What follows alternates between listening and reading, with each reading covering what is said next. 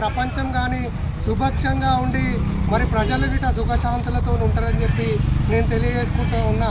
మరి ఆయన కేవలం 30 సంవత్సరాలకే మరి ఆయన వైరాగ్యం వచ్చి మరి రాజ్యాన్ని, భార్యను, పిల్లలను అందరినీ ఇడిసబెట్టి మరి జ్ఞానబోధ కోసం ఆయన జ్ఞానాన్ని పొందడానికి దాదాపు 12 సంవత్సరాల మరి తపస్సులు చేయడం జరిగింది. ఆ తర్వాత ఆయన జ్ఞానాన్ని పొంది ఈ సమాజంలో, ఈ ప్రపంచంలో ఉన్నటువంటి ప్రతి జీవికి గిట జీవించే హక్కు ఉందని చెప్పినటువంటి మొట్టమొదటి వ్యక్తి ఎవరైనా ఉన్నారంటే ఆయన మరి మహావీర్ అని చెప్పడంలో ఏమాత్రం అతిశయోక్తి లేదు.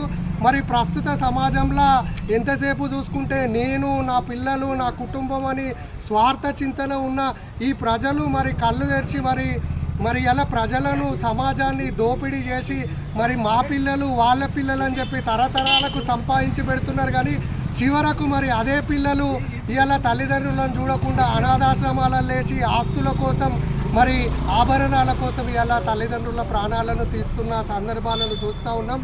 కాబట్టి ఇప్పటికైనా మరి మహావీరుణ్ణి ఆదర్శంగా తీసుకొని మనమే కాదు ఈ సమాజం గిట బాగుండాలి, మన పక్కనున్న ప్రజల గిట సుఖశాంతులతో ఉండాలని చెప్పి మరి వారికి గిట మంచి చేయాలని చెప్పి మరి మనస్ఫూర్తిగా కోరుకుంటూ ఉన్నా. చివరగా మన దగ్గర ఎన్ని లక్షల కోట్ల ఆస్తులున్నా, మనం ఏ రాజ్యానికి రాజైనా మరి మనస్సులో శాంతి లేనప్పుడు, మరి మనిషి ప్రశాంతంగా లేనప్పుడు ఎంత సంపద ఉన్నా వేస్ట్ అని చెప్పి మరి చాలా రోజుల క్రితమే వారు ఒక గొప్ప సందేశాన్ని ఇవ్వడం జరిగింది. కాబట్టి వారి ఆదర్శాలను కొనసాగిద్దామని చెప్పి మరొక్కసారి అందరికీ మహావీర్ జయంతి శుభాకాంక్షలు తెలియజేసుకుంటూ సెలవు తీసుకుంటున్నాను.